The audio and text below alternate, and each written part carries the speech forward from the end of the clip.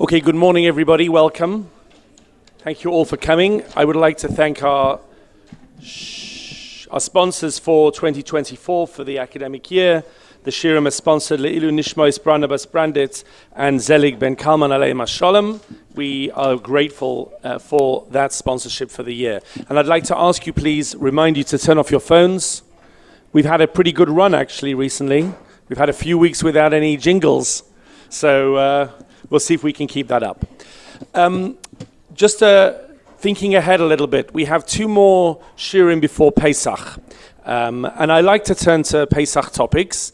And in 2 weeks from now, we will for sure look at a Pesach topic. But there's something for me next Monday, which is somewhat irresistible.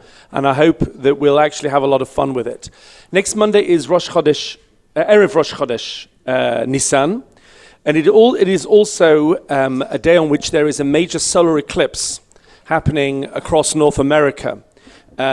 We've never spoken about those issues before, and we'll have a long way to wait in Yerushalayim for the next solar eclipse. I think it's in about 250 years. So on the basis that we probably won't be having these shirim then, I would like to speak next week about the issue of the eclipse and the sources of which there are many and fascinating. So we'll just have one shir on that, and I hope you'll forgive me if I don't get straight into Pesach mode, but we will be in Pesach mode before Pesach, have no fear. Okay, just in terms of, this is the last shir today of a 3-part series on the very topical issue of army exemptions for yeshiva students. And again, let me just reframe what I'm trying to achieve in these shiurim and try and understand what our expectations should be. In my opinion, the real issues that will need to be addressed to resolve this are not the sources. It's important that we look at the sources for reasons that I'll reiterate in a minute, but the real issues are sociological and political and religious as well, but they're not necessarily source-based. And just let me reiterate what I said last week. I think the two main issues, which we're not really dealing with, is firstly, how can the army experience for the Haredi community be made in such a way that it will not jeopardize their religious observance and commitment, which is a very real question. It's a real question in the religious Zionist community as well. We saw Rav Lichtenstein addresses that. He takes it very seriously. And I'm sure there are any number of ways in which a hesder, not the same hesder necessarily as with the Tzioni world, but a hesder for the Haredi world could be made in a way that would be minimized to the extreme, although there are some intrinsic stresses and strains, like we spoke about, of just being in the army and how that affects one's brain power and ability for religious growth. That's one important issue. And a second important issue, which is a sociological one, is does the Haredi community, or which parts of it, do they feel Israeli? Do they feel that this is part of their world view and obligation? And I think that's a very important point. Mr. Brana, one second. Mr. Brana sent me some very excellent articles over the last week or so. But in my mind, the most interesting to me was an article that I highly, highly recommend by Rabbi Yeshua Pfeffer. I have the article here. It was Rabbi Yeshua Pfeffer is a massive Talmid Chacham, is a Dayan. He's a person who is a Haredi voice for a very authentic and proud Haredi hashkafa, which is also more integrated within the Israeli world and the Jews in Israel as a whole. He has a website called Tzarich Iyun, which appears in English and in Hebrew. And there's an English article which he calls here Haredi Army Service, a matter of Jewish belonging. And I highly recommend it. You'll find it online very easily. And one of the things he says there, which I think is really on the button, which I hadn't thought about, is that if you went to an American today, maybe a very Zionist American, supportive of Israel and the war in all meaningful ways, and you said to them, like, we're very grateful for your support and enthusiasm, but if you challenged them and said, why haven't you enlisted in the army? They'd look at you in puzzlement and say, well, I'm American. I'm not Israeli. Why would I support the war, but why would I enlist in the army? And that will be a reasonable response. Of course, there are volunteers who do machal, which is an unbelievable idealistic commitment. But in the same way, if you speak to many people, says Rav Pfeffer, in the Haredi community, not everybody, but many people, they will just look at you with the same bewilderment and say, why would I enlist? I support the nation, I support the war, but I'm not going to enlist. I'm not Israeli. Now, you could turn around and say, well, you are Israeli, you receive Israeli benefits, and et cetera, et cetera.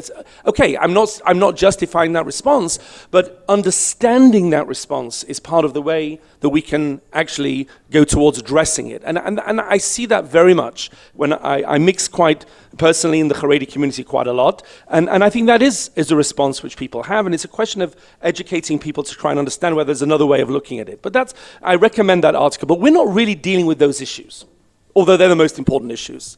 And I honestly don't have much to say. I don't feel that this platform justifies me sharing my own personal, political, sociological views with you. Maybe I'll say a few things at the end. But the purpose of these three shiurim is to look at the sources.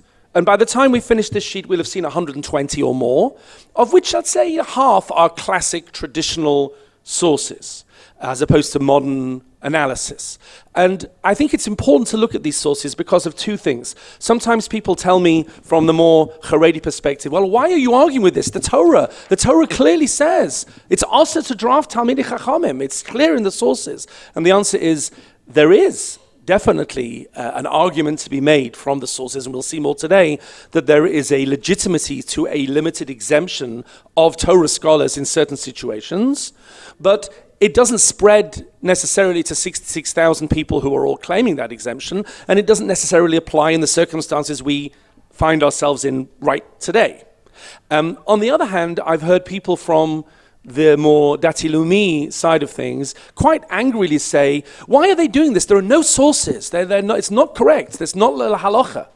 And we'll see today as well, Rav Aaron Lichtenstein was very careful to avoid saying that. It's very disrespectful to say that my reading of the sources is the only reading of the sources. You can have an argument. You could say, we read the sources this way, you read the sources that way. But there are definitely sources which support an argument that is made for an exemption. Again, not necessarily everybody and not necessarily right now, but there are sources, and it's unproductive to deny them because it undermines other legitimate Torah views. Yes. We could talk all day about this, and you're absolutely right to raise it, but I don't want to, because I want to just look at the sources. I'm not dismissing what you're saying, but we could speak for an hour and then we'll all come out of here frustrated, honestly. Let's focus on this. I want to talk about four things today. I need to watch my time management because I don't want to run out of time for the last one, which is, in my mind, in many ways, the most interesting. I want to talk about the idea that Torah scholars get protection because of the Torah they learn. Where does that come from? I want to talk about the issue of oisik b'mitzvah poter min ha-mitzvah. Can you say, well, I'm involved in this mitzvah, it's wrong halachically for me to stop and start doing it. Even if I say it's an enormous mitzvah to fight in the army, I'm doing another mitzvah. Why are you pulling me away from that? We need to talk about the idea of combination of Torah learning and army service as an enormous mitzvah of Gimilut Chasadim, which we haven't really looked at. And at the very end, I want to look at a piece from the Netziv, which I think is absolutely fascinating, which I saw because Mr. Brana sent it to me because he saw it in one of Rabbi Nosson Slifkin's posts. Now, I don't necessarily agree with the way that Rabbi Slifkin addresses these issues. He's a friend of mine, and I understand his position, but he does have some interesting sources that he raises. So let's start with the issue of Torah scholars being protected. Let's look at number one. Where does this start? So when you're building a town, a city, a country, everybody has to contribute. There is a basic fairness in that reality. And therefore, says number one, Mishnah in Bava Basra, Kaifinoso, we force people who live in a town, livnot ha'ir, to build a city, in the city, Choma, Delatim, Ubariach. We force people when they're in a town, and we have to contribute towards the costs of the upkeep, to build the city walls, to build the city gates, and to build the city locks on the gates. That's everybody benefits, everybody has to contribute. Number two, the Gemara analyzes this. Boi minei Rabbi Elazar be Rabbi Yochanan. So Rabbi Elazar asked Rabbi Yochanan the following: how do we allocate responsibility? Who should pay more and who should pay less? Kashehem Govim, when they collect money from people for these communal issues, Lefi Nefashas Govim, do we go by how many kids you have, how many people are in your family? You have a family of 15, you should be paying more. You're getting more benefit. But you have a family of 2, you should be paying less. Or Dilma, or maybe Lefi Shvach Mammon Govim, or maybe we depend on how much money you've got. You have a family of 15, but you're penniless. Well, those two things may be related. And you have a family of 2 and you have a lot of money, you should pay more. And Ikad Amri, other people say no, says the Gemara. A different question. Do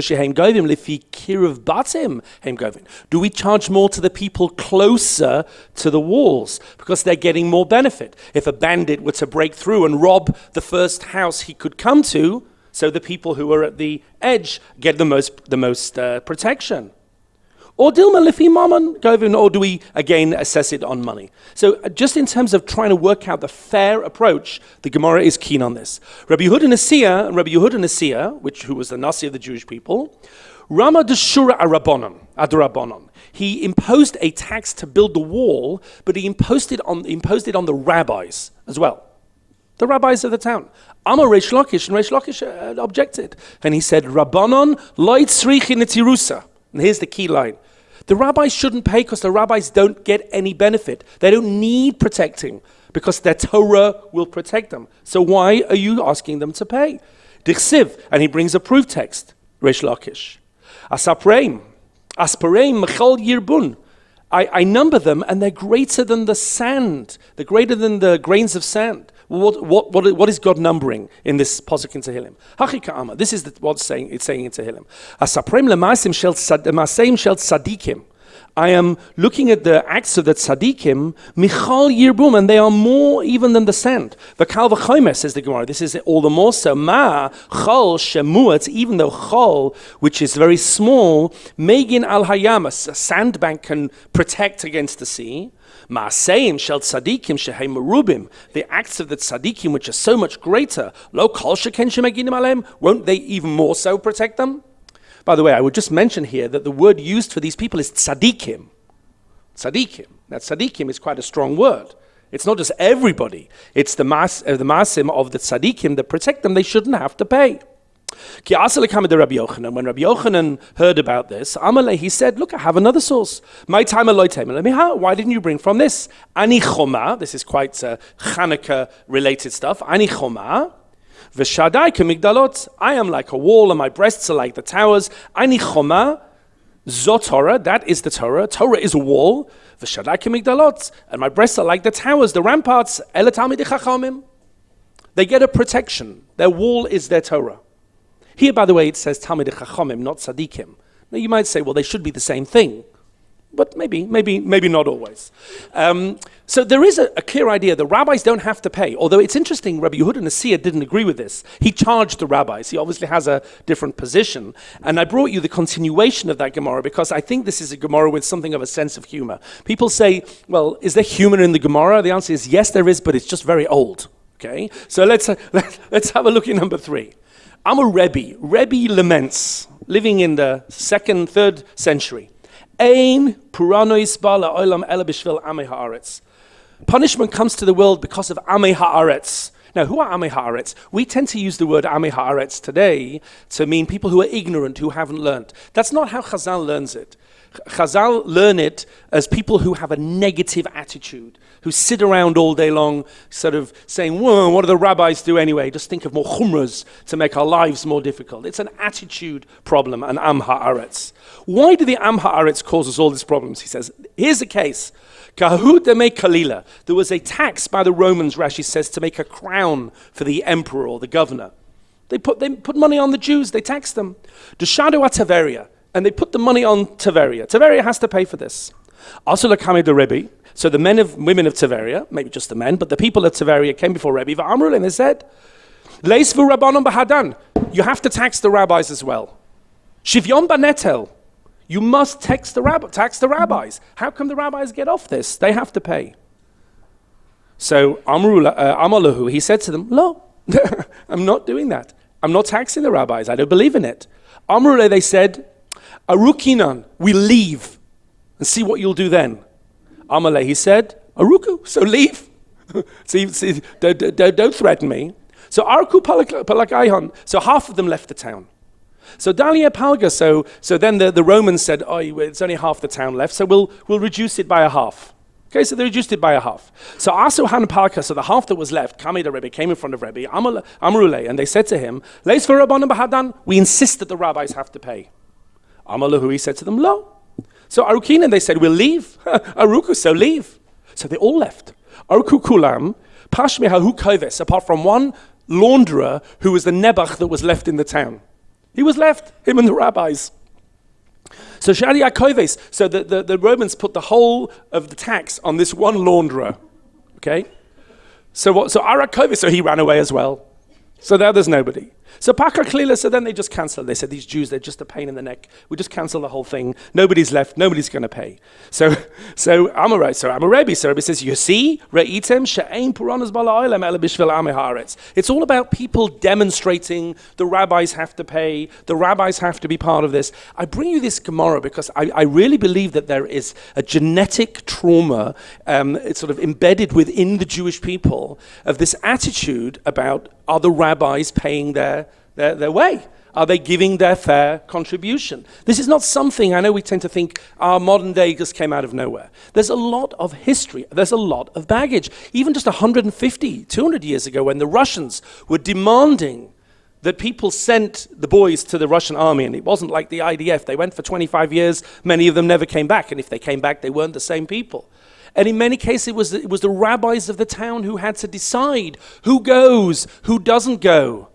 There's a lot of resentment left because of that as well. So this is not something which we just arrived at in 2024. But let's just finish this source, because the next part is also very important. 3 lines from the bottom. Amar Rabbi Yasi, Amar Rabbi Yochanan. Hakal lepasei ha'ir. Everybody has to pay for the pillars for the town. Afilu miyasme, even the orphans. Even the people with very low means. Aval Rabbanon lo, but the rabbis not. The Rabbanon lo tzrichin netirusa, because they don't need protecting. They're not getting any benefit from these columns in the town. Amar Rav Papa, and Rav Papa reiterates, L'shura, for the wall of the town. L'parsha, for the guards of the town. L'tarazina, for the armory of the town. Afilu miyasmi, even the orphans have to pay. Aval Rabbanon lo tzrichin netirusa, but the rabbis not. They don't get any benefit because their Torah protects them. Okay, ad kan the Gemara. Number 4. This is not the end. This is not the end. This is just the beginning. Okay, let's go. Number 4. I want you to know the sources because the sources are there. Rav Chanan bar Chista. So Rav Chanan says, or he came along, V'rama karga arabanan. He put a poll tax on the rabbis. He taxed them a poll tax. Amar Rav Nachman bar Yitzchak, Rav Nachman bar Yitzchak turned around to him and said, Avarta adoraisa adenivai va'adekusufai. You're breaking the Torah, the Nevi'im, and the Ksuvim by taxing the rabbis this poll tax. And again, the Gemara then lists what is in the Torah, what is in the Ksuvim, what is in the Nevi'im. But again, a clear source. The Rambam, when he paskins this, number 5, Talmidei Chachamim einon yotzim ba'atzman la'asod im kol hakahal bebinyan. The Talmidei Chachamim don't get pulled out with everybody else to schlep and to build the chapira and to dig shel medina of the things that are needed in the town. Ukiyotze behen kedei shelo yizbazu b'fnei amei haaretz, because the Talmidei Chachamim shouldn't be disgraced in that way that they're schlepping and digging in front of the whole town. The ein govim mehem, and when it comes to taxing, let's say we hire other people to schlep and dig. Ein govim mehem lebinyan hachomer letikun hasharim l'schar hashomrim ukiyotze behem. We don't charge them money for this. And not for gifts that are sent to the king. They don't have to pay tax. Whether it's a poll tax, they don't have to pay the same taxes because Rabbanon lo tzrichin netirusa.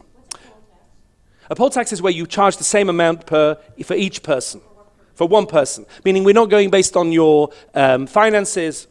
To raise taxes. A poll tax is seen in some places as the most fair, the fairest version of taxes and the least fair version of taxes. Anyone who was alive in the 1980s in England, Margaret Thatcher ran into a lot of trouble with the poll tax. I still remember it as a student. That was the big demonstrations of the time. Okay, not for now. Although it's nice to bring Margaret Thatcher in every now and then. Number 6, the Chasam Sofer, lahavdil, elef havdolas. The Chasam Sofer, he says, whoa, wait a minute. Let's just understand what this Gemara is talking about. And this Chasam Sofer is extremely important. He says, when it says the rabbis don't have to contribute the money, ad kan lo kapatru rabbanon elimimas v'chayma, they don't have to pay for the tax and for the wall, shehe mitzad golas Yisrael. And I think what he means by Golus Yisrael there is that the Jews live in precarious circumstances. They're in Golus. They need protection just as Jews. The rabbis don't need to pay for that because they have their own Torah to protect them. Aval shmira kederech shemalchus nishmarim mimalchus acherim. But when it comes to international warfare, the country needs an army, not because there are bandits or because there are things that go wrong in the country, but there's an enemy trying to invade, trying to attack us. Mimalchus acherim, gal Talmid Chacham chayev. Why would you think in your mind that a Talmid Chacham was exempt? The local exemption is local because there are local problems. The Torah will protect them. But in terms of the international scene, he says, V'kasha, Hari Talmid Chacham noistin mechitzas hashekel. Talmid Chacham is not exempt from all taxes. The mechitzas hashekel that they collected every year from everybody for the public fund for korbanos. Talmidei Chachamim paid for that. Al korach, he must be chomes ha'ir milchemet malchuyot, a wall that is needed or an army that is needed for an international protection. Gam Talmid Chacham mechayvim. Meaning, you know, as a Rosh Yeshiva, who I won't name because I'm not sure he'd want me to name him, once said to a room of young Talmidei Chachamim who are arguing why should they have to contribute in the same way, he said, 1 second, are you happy for us to take away the IDF, the police force, the security forces, and you and your Torah learning will protect you from all the forces that surround you and want to attack you? Are you happy with that? Because if you say no, then that you're not in this parsha. It's a different parsha. And the Chasam Sofer is making a very important point there. Leaving aside the next point, which is, who is a Torah scholar? Who does this apply to? Look at the Yad Ramah. Yeah. Here, it's all talking about payments. Correct. Not about joining the army. 100%. And that's a point that I actually wanted to make. There's no reference anywhere directly in the Rambam that Talmidei Chachamim are exempted from fighting in the army. Correct. This is a financial issue, and we'll see whether it extends to the army. We'll see that coming up soon. Let's move on. Number 7. Says the Ramah. Who qualifies as a Torah scholar? This is not the Ramah in the Shulchan Aruch. This is the Ramah, Rav Meir Abu Lafia. V'chen kol mini misin she'at tzibor matilim lebinyan hakoyma, all these taxes that we put on the tzibor to build the walls, the hagavata delatot to build the doors, etc. V'shar shmira sa'ir, ein talmidei chachamim chayvim behem kol ikar. They're exempted from those. Elamihu, nevertheless, hani mili b'talmidei chachamim ha'oiskim b'torah tadir. By definition, you have to be a Talmid Chacham who is constantly involved in your learning. Kifi yochalet, as much as you possibly can. Kol echad va'echad, as much as everyone can. U'mekayim mitzvahs v'higita yomam v'layla. It says in Yeshua, yomam v'layla. You're learning constantly. Kifi Chacham. Aval Talmidei Chachamim she'ein oiskim b'Torah tadir. But Talmidei Chachamim who don't constantly involve themselves in Torah, kifi Chacham. V'lo dayin la'asak b'malachtan. It's not enough that they can just make a bare living. K'dei limtzo parnasasum u'parnas anshe beisan, ela shehem yagim laha'ashir. Laha'ashir. They want to work. They want to have a vacation. They want to make some money. They want to buy a property. And they're prepared to take time off from Torah to do these other things. K'dei lakatzev ma'amon harbe. There's no hava amina that these people will be exempt from anything. Unless you're in it totally, yomam valayla, and you're prepared to have a subsistence living, there's nothing to talk about. You're not in this parsha at all. And the Ritva, he doesn't coin the phrase, it's already from the Gemara, but he talks about torasam umnasam, which is of course the phrase used in the Israeli legislation. Only somebody whose Torah is their life, is their vocation, and therefore you can't be included in this category unless you're really on that level. I'm not going to read all of number 9. The Shulchan Aruch brings all of these views that we've said and said the Torah has to be your life, but then the Ramah adds in, just look at the Rashi script at the bottom, Rav Moshe Isalis says, Ve'ein chiluk, again he's defining who's exempted under this head of exemption. The ein chiluk bein shehu toifes yeshiva Allah. He says, I don't mind specifically whether he's enrolled in a yeshiva. That's not the point. The point is he a Talmid Chacham on this level? Rak shehu muchzak leTalmid Chacham b'doiroi. But he's considered in his generation to be a Talmid Chacham. Sheyodea lisei v'liten b'Torah. He can navigate his way through the whole of the Torah. This is the end of number 9. Umevin midasa b'roiv mekaymas Talmud. It's a Talmud Chacham who knows his way around the whole or most of the areas of the Talmud. Uperushim ubepiskei hagaonim v'torasa umnaso. He puts a very high bar, and he says it's not good enough that you're sitting and learning all day. You have to be a real Talmud Chacham to be exempt. You know your way around Torah, around the poskim, around the Rishonim. You're not just somebody who is sitting and learning, even though that's an amazing thing. If you're sitting and learning alone, that doesn't qualify. Now, I brought you in the footnotes. Not everyone agrees with the Ramah. There were other people that said, no, it should be extended to Bochrim. But everybody agrees in Torah Umnaso. And one of the things that Rav Pfeffer brought in his article here that I mentioned is that the Gedolim of the Haredi community, Rav Shach, the Stipler, and others were very, very clear, and this was a voice that was heard up until 20, 30 years ago, that any yeshiva bocher who is not totally immersed in their learning, who is somehow doing learning and something else, has to be drafted. This is the Gedolim of the Haredi community. And they even went so far as to say that any yeshiva bocher who is, if you like, playing the system, is not Torasa Umnaso, and is claiming an exemption even though he's not fully immersed, is a roidef. That's not my words. You can read it in the article. A roidef. Why a roidef? Like a pursuer. They're actually endangering the rest of the community because these people are playing the system and are endangering the genuine learning of the genuine Talmidim Chachamim, who you could argue are entitled to an exemption. And therefore, I'm not someone who has all the figures to hand, but of the 66,000 young men who are claiming the exemption of draft age, there's a very, very significant number of those people who are not within this definition of Torasa Umnaso, not just according to these sources, but according to the Haredi Gedolim themselves. Now, one of the arguments that I've heard from Haredi colleagues and friends, and I try to have discussions with people in a very civilized way, they say, listen, you can't fault us for following our own Gedolim. That's a legitimate thing. We are from a society where we believe very strongly in Das Torah, and you can disagree with it, agree with it, but that society really agrees with it. Das Torah is a very important thing, and therefore we will do what our Gedolim tell us. So don't come knocking on our door. We're just doing what we're told. So 2 responses to that are, well, look at what the Gedolim actually say. The people whose views you follow day in, day out, the Stipler and Rav Shach, etc., they don't say what is going on right now. And also, you can't always hide behind the Gedolim, because at the end of the day, we all pick our own Gedolim. Asay lecha Rav. We pick the society in which we live and therefore have a certain amount of responsibility. Of course, they could come back and say, well, yeah, that's theoretical, but realistically, we don't really get a choice. We are what we are, and we can't just jettison it and suddenly become part of the Dati Leumi society. It's a complete shift of lifestyle. I actually do hear that, but it's not possible just to say we follow the Gedolim. There's more to it than that. Move on, page 3.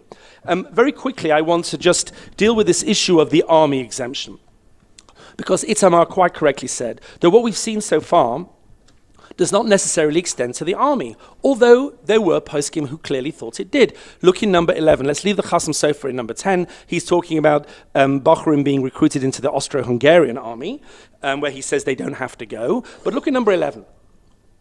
A short tshuva by Rav Moshe Feinstein. Rav Moshe was asked in 1981 by 2 young men in Netiv Meir High School. I don't know what became of these young men. Let's have a look in number 11. I hope they're successful Talmidei Chachamim. Im lilmod Torah b'yeshiva or lehitgayes letzavah. Let's say it how it is. Should we learn in yeshiva or should we go to the army? So he says here, Erev Shabbos Kodesh Yud Zayin Tish Sivan, number 11, source number 11. And the people who send the Shaila are Talmidim HaChashuvim, the important young men, Talmidim learning in yeshiva, Netiv Meir b'Yerushalayim, Mar Daniel Kraus and Mar Ofer Toiba. Okay, if you know these people, then please put me in touch with them. Okay, Hine, he says, Avshe inyan savaha gana hu inyan gadol. He said, of course, fighting in the Israeli army is very, very important, he says. It's a very important thing. Aval inyan limud ha-Torah, lelomdei ha-Torah, od yoter gadol. But learning Torah is even more important. Gam milagin ala medina, even more important than going off to fight to protect the country. And he brings in Bava Basra the sources we've said. And again, he applies it to 2 young Bochrim in the Netiv Meir, so not massive Talmidei Chachamim, and he applies it to the army draft. Aval Rabbanon lo tzrichin et tirusa, because the rabbis don't need that protection. Ukinira k'shememshala hikira gam kein etzeh, and it seems that the Israeli community, the Israeli government agrees with this, because they grant you an exemption. So if they grant you an exemption, why would you not take it? Umisha loimi be yeshiva gedola va'isik b'Torah, someone who's learning in yeshiva gedola, learning Torah, patami inyani chiyuvi hatzava, they're completely exempt from going to the army. Ulechein vaday misha yesh lo tshuka lilmod, certainly someone who has a desire to learn Torah. Lilmod Torah, la'asot gadol b'Torah, to become leheyasot gadol b'Torah, u'bahara, to be a big Talmid Chacham, u'biyiras shamayim, yesh lo leilech yeshivas hagedolas, they should for sure go to yeshiva. V'yeh bracha l'klal Yisrael, he'll bring bracha to klal Yisrael, v'hagana gedola l'kol Yisrael. Okay, now you might disagree with that, but this is Rav Moshe Feinstein. This is not an extremist, quotes unquote. Of course, I don't know what Rav Moshe Feinstein would have said in 2024. You never know. Whenever you quote from a tshuva from any period, you might turn around and say, well, of course he wouldn't have said that today. Maybe you're right, maybe you're wrong. But he said that in 1981, and the Matzav was not so poshut in 1981. This was just before the Lebanon War. This was shortly after the Yom Kippur War. But he clearly ruled that way. So to turn around and say there's no sources, Rav Moshe Feinstein is a solid source. But have a look at Rav Aaron Lichtenstein. Have a look in number 12. So Rav Aaron says in his famous essay we looked at a lot in the first session, Zot Torah Ta'Esder, while most are agadic, one locus classicus is purely halachic. The Gemara in Bava Basra states that Talmidei Chachamim are exempt from sharing the cost of municipal fortifications, inasmuch as they do not require protection. Analogously, it is contended they should be exempted from military service. It must be stated in reply that such a claim raises a very serious moral issue. Can anyone whose life is not otherwise patterned after this degree of trust and bitachon argue for exemption on this ground? Is it possible to worry about one's economic future in evident disregard of Rabbi Eliezer's statement that whoever has bread in his basket and says, what shall I eat tomorrow, is but of little faith, and still not enter the army because one is presumably safe without it? He's raising the point that I just said before. Are you really on that level? Do you really think that you're the kind of person who feels that your Torah protects you, or are you just faking it? You're just saying it for the exemption. I had a discussion with a colleague of mine who has, Baruch Hashem, a lot of children. He's a Talmid Chacham, his children in full-time learning, part of the Haredi community, and his children were learning in Ofakim. Still are learning in Ofakim. And of course, at the beginning of the war, they send the students away because it was right in the middle of a war zone. But very, very quickly after the beginning of the war, within a few weeks, the yeshiva said, okay, we're going back to Ofakim. Okay, kol hakavod to them. And this person came up to me and said, what shall I do? I'm really scared. Ofakim, it's right next to the Gaza border. Still things are not settled at all. Am I allowed to should I send my kids there? And I said to him, of course you have to. You can't claim that you have an exemption from the army on the basis that the Torah protects you, and then in the same breath say, but I don't really believe the Torah protects me. Yeah, you have to be honest, you have to be authentic. And I think he sent his kids back. Kol hakavod to him. Let's just continue with Rav Aaron. I recall some years back admiring the candor of a Maggid Shir who confided to me that he'd moved from a neighborhood in which most young men served in TZAHAL to one in which they did not, because while he might be convinced intellectually that he ought not to serve in the army, he knew full well that he didn't possess the depth of faith upon which such an exemption could only be granted. Hence he felt too ashamed, especially as his sons were coming of military age, to remain in his old bailiwick. Perhaps not many would share his response, but the basic situation is probably not uncommon, and for many at least, an argument based on this Gemara is consequentially problematic. So he says you have to be honest. And then in number 13, which I'm going to skip now, he says, at the end of the day, it's a little bit like people living in a block where they're all paying for a television antenna, is his example. The people who don't have a television don't need to pay for the television antenna. So it's as simple as that in terms of fairness of payment. But he said when you extend it to the army, it's a bit different. Number 14. The situation is radically different, however, with respect to an obligation which is precisely rooted in the responsibility to help others, qua others. And this is a really important point. Does anyone suppose that one's duty to engage in a defensive milchemet mitzvah to help save the people of Israel from a foe who has descended upon them is based solely on the fact that one is presently or potentially in danger? within the context of an egocentric ethic of a Mandeville or Adam Smith. Bernard de Mandeville and Adam Smith had a very controversial and people thought very egotistical philosophies, possibly. But from a Torah perspective, however, this would be a strange doctrine indeed. The more so to the extent that we correctively perceive that such action is mandated by the general norm of Gimus Chasadim and not just a specific commandment of a defensive war. Consequently, the Gemara in Bava Basra provides no rationale whatsoever for totally exempting Talmidei Chachamim from military service. They may not require protection, even if they fall in this category, but others do, and their duty to defend those who have no built-in armor remains. This is a fundamental point. You're a big Talmid Chacham. Bon Aniach, let's say you're really the real deal. Torah Nasoi. You learn all day and all night, and your Torah protects you, and you really believe that. Does your Torah protect everybody? What if they don't learn Torah? It never says anywhere in these Gemaras, since there are Talmidei Chachamim in the city, you don't need to build a wall. Why not? Why, who needs a wall? The Talmidei Chachamim learn Torah. The Torah protects everybody. It doesn't say that. It says it protects them. So they don't need to contribute because they're not benefiting if they're the real deal. But everybody else still needs protection. So how can you say I am exempted from this community obligation just because I am the real deal? Yes.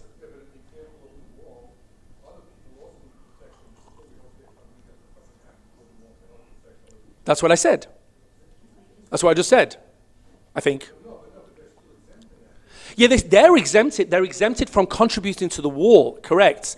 But if my brother is in dire need of protection right now, the fact that I'm not obligated to build a wall doesn't mean I'm not in any way obligated to go out of my way to protect. I may be financially exempted, but am I exempted personally on the basis of lo samod al dam re'echa?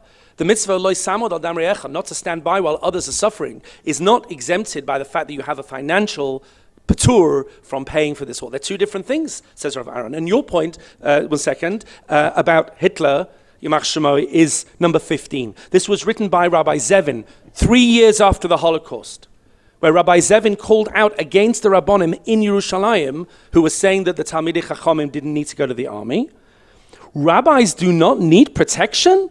He says, God Almighty, when actual lives are at stake, may we rely on miracles? In 1929 at Hebron, such a calamity should never occur twice. Tragically, it has. Didn't young students of the Yeshiva, whose holiness shone like stars in the sky, fall before the malicious enemy? Please, he says, did these martyrs need protection or not? And those same murderous Arabs are still the enemy today. If you understand that the scholars need no guarding in relatively peaceful times and are exempt from building the protective walls, what consequence has this when compared to a life and death struggle, a war which is a mitzvah and in which all are obligated? The defense authorities ordered everyone to cover all their windows as a protection against shattering glass in case of an air raid. Would anyone think that some rabbis will not do so, claiming, rabbis do not need protection? Did anyone involved in Torah study exempt himself from this? Why did rabbis leave areas under enemy fire with the rest of the general population? Why did they not rely on this maxim? Is this Das Torah? They took this Torah concept out of context and used it improperly, while if it were used in its proper context, it would be a valuable pearl. Don't throw the baby out with the bathwater. There is a real idea in Talmidei Chachamim are exempt. There's a real Torah basis for it, but don't misuse it and apply it. This is a bit like the Chasam Sofer, who said that if you're in a national emergency, none of these things apply. And therefore, he's raising that question. So I hope you see on this issue, there are different perspectives, and this is one of the main issues which is raised as a source by the Haredi community in justifying a draft. So let's just put that to the side. I'm not going to deal with the issue of Chilul Hashem. It's a very important issue. Do you feel that what's going on at the moment is a Chilul Hashem or not a Chilul Hashem? And Rabbi Alfred Cohen, in this article on young yeshiva men in the army, he goes back and forth on this and says, well, of course, from their perspective, it's not a Chilul Hashem because they don't think they're doing anything wrong. But on the other hand, even if you're not doing anything wrong, but other people think you're doing something wrong, that may still classify as a Chilul Hashem. It's worth thinking about that. And he goes back and forth. You can read this on your own. It's an interesting source. Here's one thing which is for sure a Chilul Hashem. It's where Jews are all fighting with each other. That for sure is a chilul Hashem. And therefore, one has to really try and keep this on a level, demonstrating is not going to help, screaming and shouting in the streets is not going to help on either side. That for sure is a chilul Hashem. Let's quickly look at page 5. This is more of a technical issue, but I wanted to raise it with you. OUisrael b'mitzvah potter ben mitzvah. There's a general principle in halacha that if you're involved in one mitzvah, you're exempted from another. Let's look at the source, number 17, says the Mishnah in Sukkah. Shluchei mitzvah b'turim min ha-sukkah. If you're out doing a mitzvah on the road as a shilach mitzvah, you don't have to sit in a sukkah. You can eat anywhere you want. You're doing a mitzvah. So the Gemara says, min ali mili, where do we know this idea that you're exempted? The Tan Rabbanan b'shiftecha b'veisecha, from the Shema. You must read the Shema when you're sitting in your house. But that excludes la'osik b'mitzvah. What if you're out and about doing mitzvahs? You're not at home, free. Okay, so then you don't have to read the Shema. V'lechtecha v'derech. When you're out on the road, prat l'chatan, that excludes the chatan, who is busy doing a mitzvah with his wife, kala, in the house. He's not able to do the Shema. My mashma, where do we get this from? Amar Rabhuna, kederech, like when it says v'halachta baderech, like the derech, man derech reshus, just like when you go out for a walk, it's not something that you have to do, it's something you choose to do. You're going on your derech, you're going on vacation, that's very nice. Av kol reshus, so too whenever you're doing anything optional, you have to stop to do a mitzvah. La'afuke, but that exempts or that excludes haida b'mitzvah asuk. If you're involved in a mitzvah, you don't have to do another mitzvah. And the Ritva, we're going to skip some of the inside reading here. Number 18 says, not only do you not have to, but you're not allowed to. OUisrael b'mitzvah potter min mitzvah doesn't just mean patur, but it's up to you. It means asur. Because now you're doing one mitzvah, the other thing, since you're exempt, the other thing doesn't have the status of a mitzvah, at least for you, and therefore you're not allowed to do it. Tosfos clarifies in number 19, of course, OUisrael b'mitzvah means you have to be actively involved. I can't say, well, I'm wearing tzitzis, so I'm doing mitzvahs all day. I don't have to do anything. I'm doing a mitzvah. The answer is no. You're not involved in wearing tzitzis. It's just a passive thing. Of course, you have to do other mitzvahs, but when you're involved, then you don't have to do another mitzvah. So, yeshiva bochrim learning in yeshiva, they're very actively involved. It's not a passive thing. They're doing a mitzvah, there's no question. Even if you want to say they're not the biggest Talmud Chacham, fine. But they're very much involved in a mitzvah. Why are we going to schlep them away from doing that mitzvah so they can do another mitzvah? Even if you say fighting in the army is a big mitzvah, who says that you're allowed to take people from one mitzvah to do another mitzvah? And the answer to that question is, there is apparently one exception to this rule, which is when you're learning Torah. If you're learning Torah, then sometimes you do have to break to do another mitzvah. Look at number 20. Says the Gemara this should say Moed Cotton. Sorry, I just missed off the cotton in Moed Cotton. Ksiv, Yikarahi mipninim. It is more, Chochmah, it's talking about Chochmah, Torah. It is more precious than pearls. V'chol chafatzecha lo yishvu ba. And all of your possessions are not equal to the worth of your Torah. Anything you own is less valuable than Torah. HaChavset Shamayim, which implies, but Chavset Shamayim, that which is not yours, but which is God's, as in a mitzvah, Yashvu, is equal to Torah. But then there's another pasuk. Ki toiva chachma mipninim, chachma is greater than pearls. Kol chafatzecha lo yishvu ba, and no other belongings are worth that. Afilu Chavset Shamayim lo yishvu ba. Even other mitzvahs are not worth Torah. This is not worth as much as Torah. How do we understand that?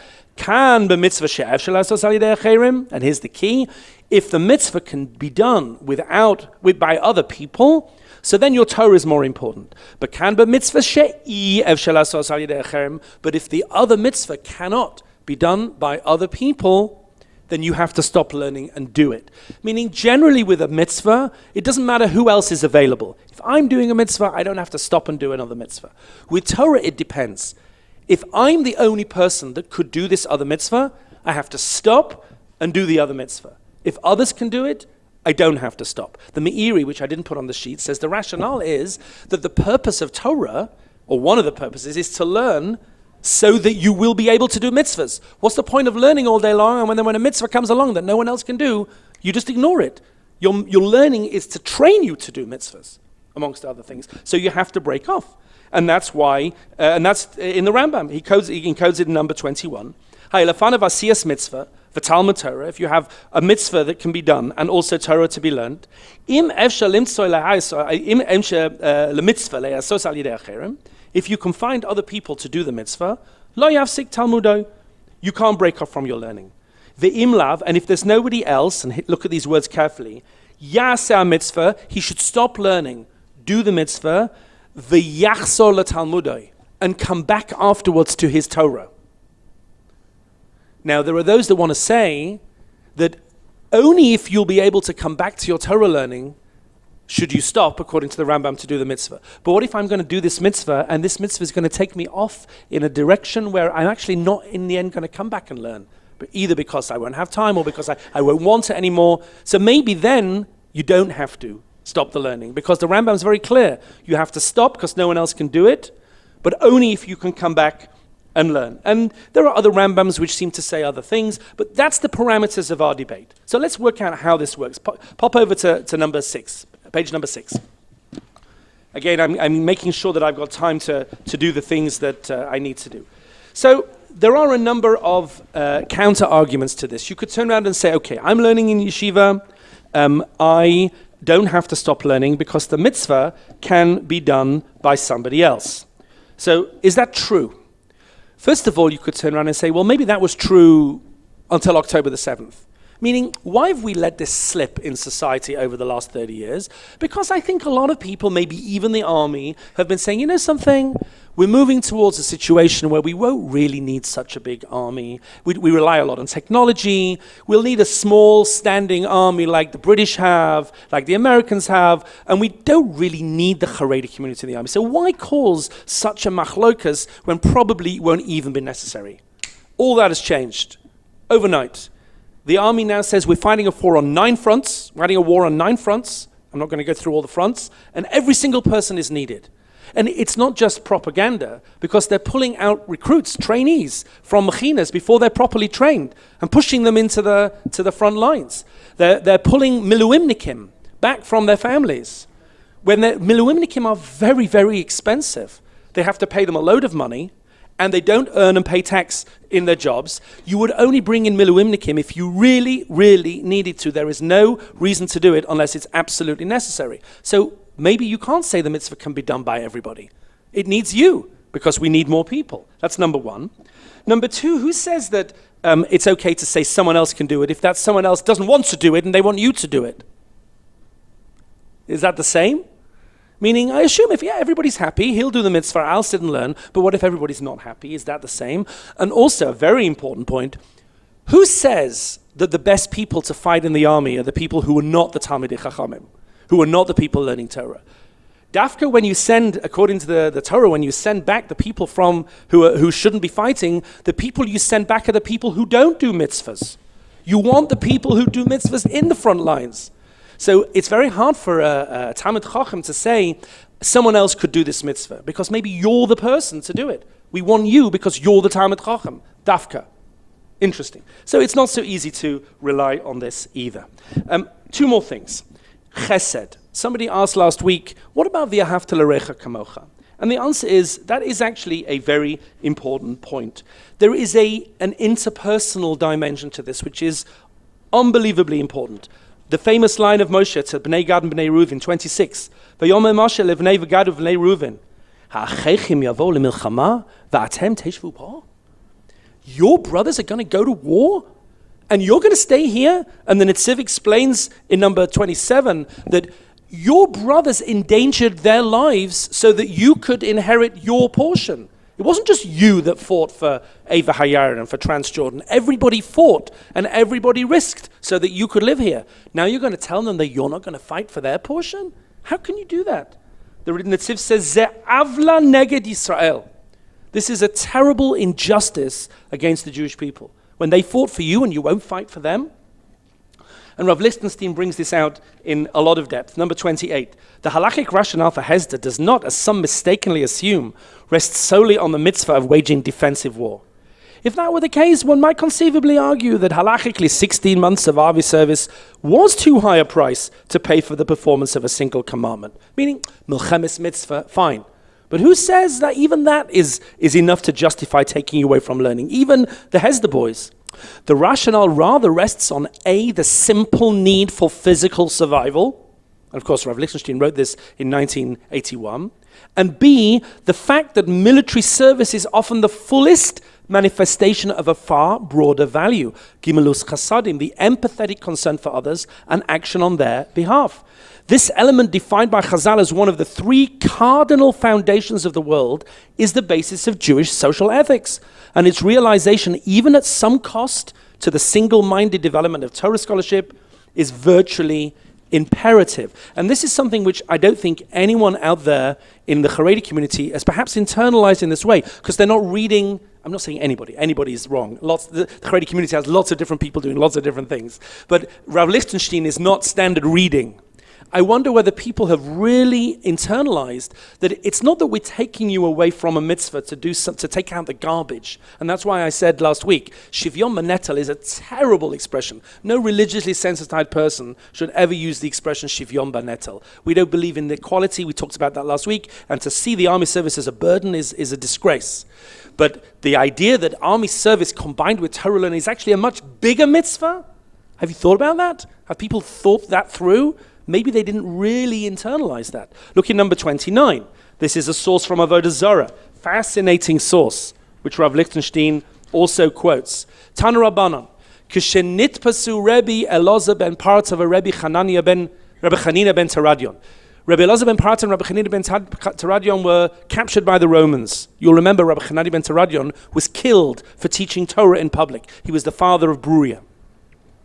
Amalei Rebbe Elazar ben Parta Rabbi Chanani ben Teradion. So Rebbe Elazar says to Rabbi Chanina, Ashrecha, you're lucky. Shenitpasta al davar echad. You've been arrested for one thing. Teaching Torah in public. You have one count of against your name. Oy li, but look at me. Shenitpasti al chamisha dvarim. There's no end to the shin now. The clock has fallen down. I put the clock there. You're lucky. I've been arrested for 5 different things. I've been busy doing this against the Romans and this against the Romans and defending Jews here and defending Jews there. I'm on 5 counts. What's going to be? So look at how he responded. 1 second. Yeah. Amalei, second line. Amalei Rabbi Chanina says, no, you got the wrong way around. Ashrecha shenit pasta al chamisha dvarim. You're lucky that you've got 5 counts against your name. Okay? Because you're going to get out of here. Oili, and I'm the one in trouble. Shenitpasti al davar echad. I've just been arrested for one thing. Ve'eini nitzar. I'll explain you why.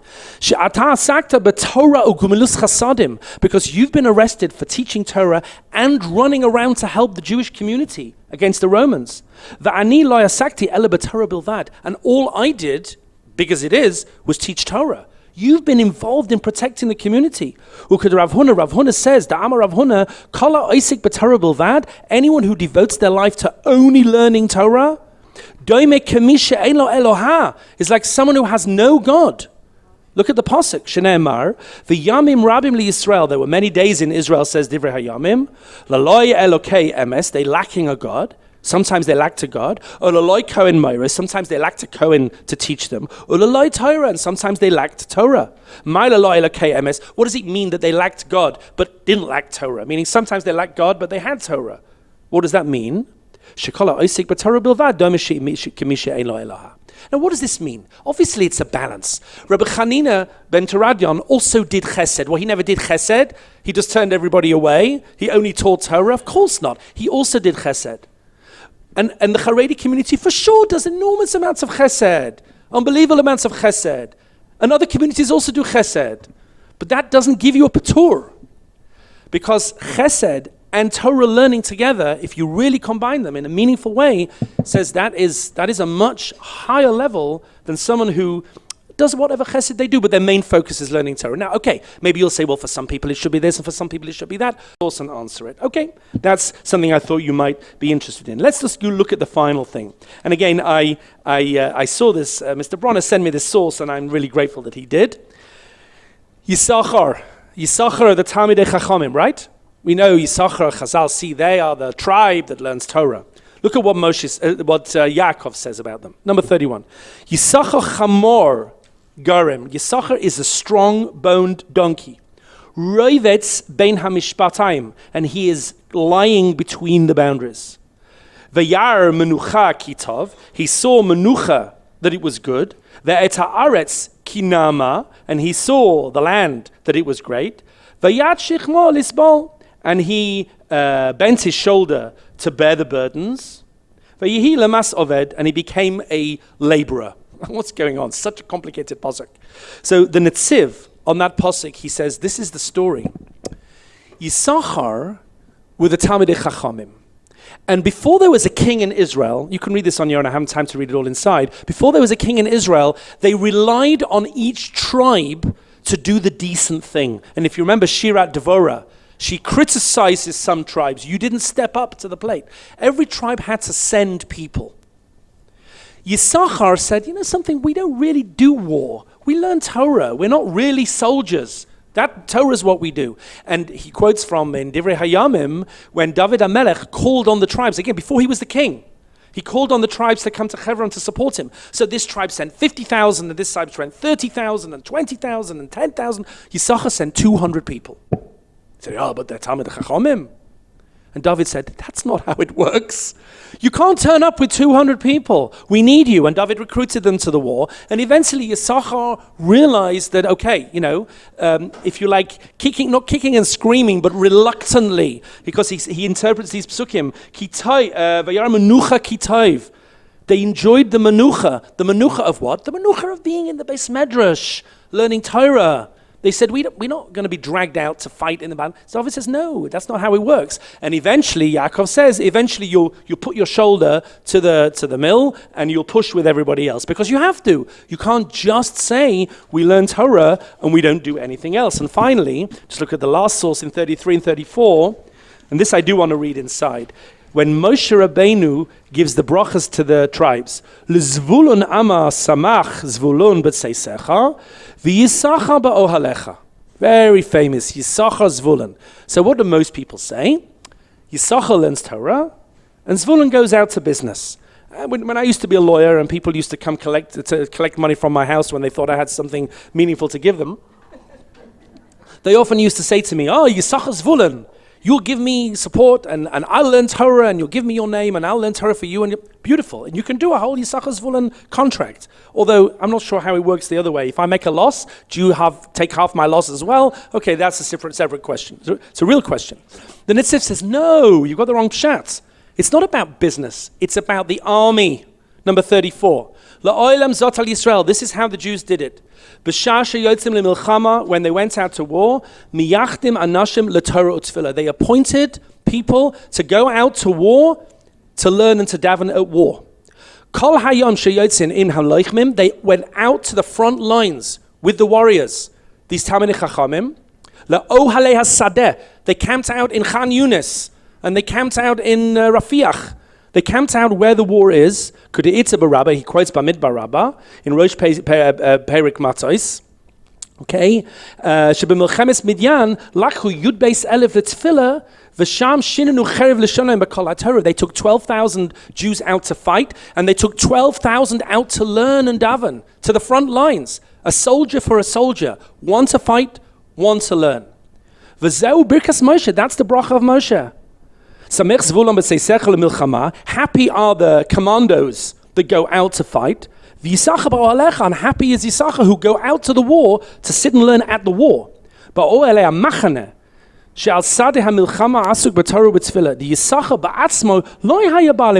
Okay, you know something? You don't want to be a soldier because you're not up to fighting? Beseder. You're right. Not everybody's up to fighting. David said, okay, you've got to do something. And what did they do? They made a kollel at the front lines. A field kollel. Don't sit and learn in Yerushalayim. Bring your Torah to Gaza and learn. And be right there. And in the evening when the soldiers come back, you're all together. And maybe you'll learn with them even. I don't know if this is a realistic suggestion. I'm not sure why it's not a realistic suggestion. But, let's just take Ponovich and take 12,000 of them down to Gaza and see what happens, and Har Etzion, etc., and sit and learn Torah. Again, I'm not suggesting this as a political solution, but I'm not suggesting this either. Anyway, there were other sources we didn't learn. I want to stop because my time has exceeded. Next week, we need to turn to other things, but we're going to have a lot of fun. okay? Because there's a lot to say about eclipses, and even if you're not going to be in America, it's good to learn it too. Okay, let's finish there.